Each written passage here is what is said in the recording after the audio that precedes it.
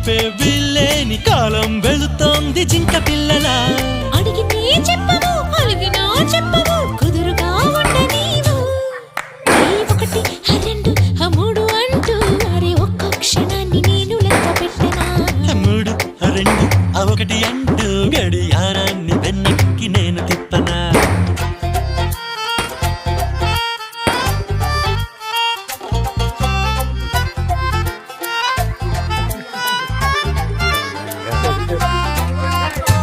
పార్టీరా